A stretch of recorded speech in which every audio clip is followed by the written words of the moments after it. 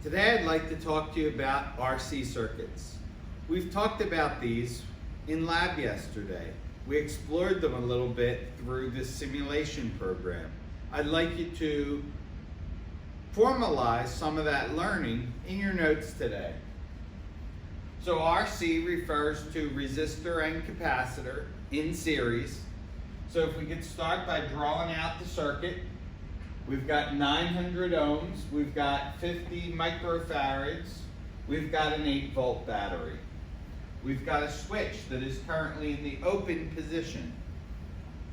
We've got no volts anywhere in our circuit other than on the battery. The switch is open, so we do not yet have a closed loop. Okay, once you draw it, you want to show what's going to happen when we throw the switch. So on your mark, get set, throw it. You'll notice that we had a current flowing out of the negative side of the battery and depositing electrons on the negative plate of the capacitor. We see that negatives are being pushed off the other plate. They're moving through the resistor and going back onto the battery. We know that as more electrons leave this plate, it becomes more and more positive. It's able to pull more electrons onto the other plate. You'll notice as time goes on, we're getting less and less current. The reason is, even though we have the positives trying to pull more electrons onto the plate, we also have these negatives that are repelling new electrons and trying to stop them from getting onto that plate. Eventually, this current will approach zero.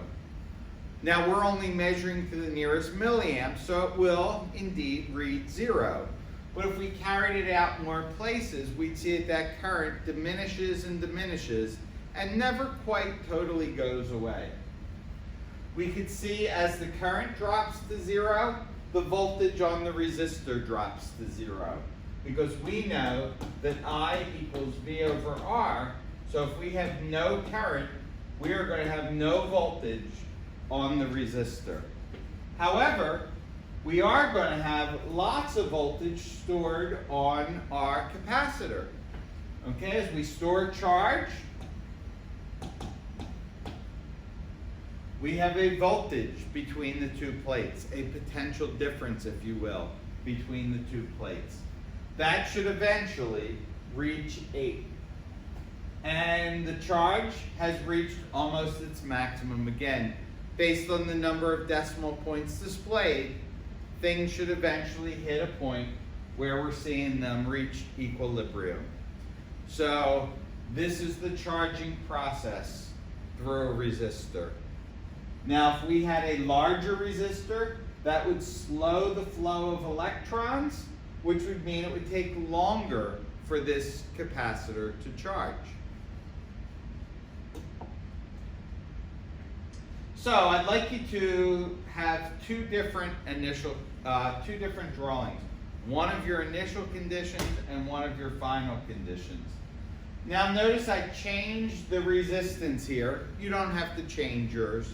I just wanted to show you the initial conditions, and I needed the current to move slow enough that I could capture them. Okay, so you'll notice that when I first throw the switch, the capacitor is totally uncharged, which means no charge, no voltage on the capacitor. You'll see that the resistor has 100% of the voltage. So to find this initial current, you would use I equals V over R. You'd use the voltage of the battery, and you would use the resistance. In this case, it's 90 kiloohms, but the one that we did just a few moments ago was 900. It's just going to change the decimal point, okay? And that will get us our initial current. Again, I'm not displaying a lot of decimal places, so there might be some rounding discrepancies, but I want to make sure you know when you first throw the switch, 100% of the voltage is here. You find your maximum current by doing volts over resistance. All right, so that's initial conditions. Uncharged, no voltage, all the voltage, max current. The final conditions are just the opposite. At some point, the capacitor has reached its maximum possible charge for this battery, meaning the voltage on the capacitor is the same as the voltage on the battery. At this point, the tug-of-war between electrons is going to be balanced. No more electrons are going to be able to be pushed on to the capacitor because the voltage on the capacitor is equally high. Okay, so we get our final conditions: 100% of voltage on the capacitor, 0 volts on the resistor, and since there's 0 volts, we're going to have 0 current, regardless of what we make this. So you can leave that at 900 like it was before. 0 current, 0 volts, full charge. How do we know the full charge? We use Q equals CV, we use 50, and we use the voltage of the battery. Remember, that's not to charge at the beginning or the middle. That's once enough time has passed that the current has dropped to 0. Final conditions. Okay, what does it look like on the way? That is, what does it look like when we're between initial conditions and final conditions? For this, we want to look at it from the standpoint of a graph. Okay, so the way the graph is going to work out is we are going to have a maximum current at the moment we throw the switch. How do we know where this current is? We do I equals V over R. Voltage of the battery, whatever that happens to be, resistance of the resistor, whatever that happens to be, and that will get us our starting point. We're going to have the current drop off really rapidly, and then as the capacitor charges, the drop off is going to become less and less. We're not going to get that little uptick, that was just my hand.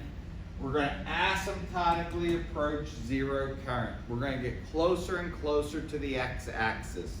We're never going to quite hit it. You might recognize this graph. This graph is a lot like half-life. So you read off where you start your current, you go half of that current, and you see how much time it takes. That is the half-life of this circuit. That is when the current has dropped to half its original value. After another half-life goes by, the current will have been cut in half again.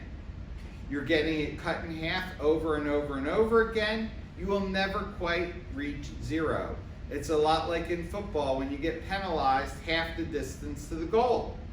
You could get half the distance to the goal 1,000,000 times and you still don't reach the goal. You're asymptotically scoring a touchdown. You never actually break the plane of the end zone. Okay, how about the charge on the capacitor?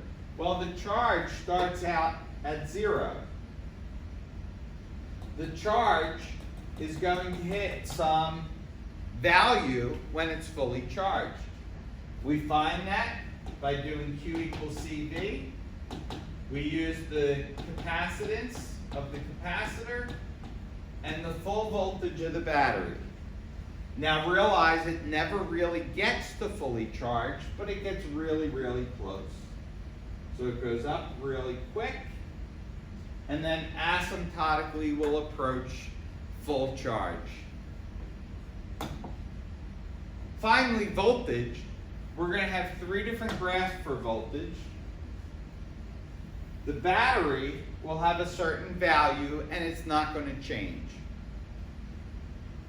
The resistor will start out with the voltage of the battery when I throw the switch, and it will asymptotically drop down like this.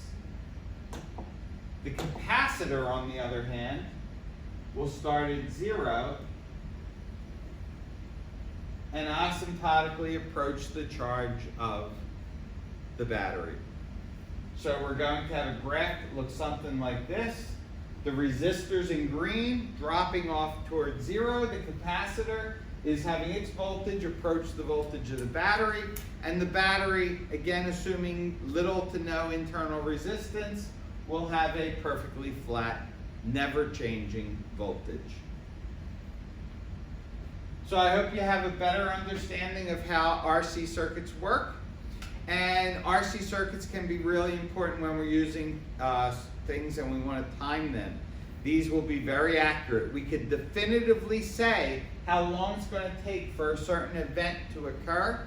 So electronically, it's a nice way to control timing in something like a strobe light.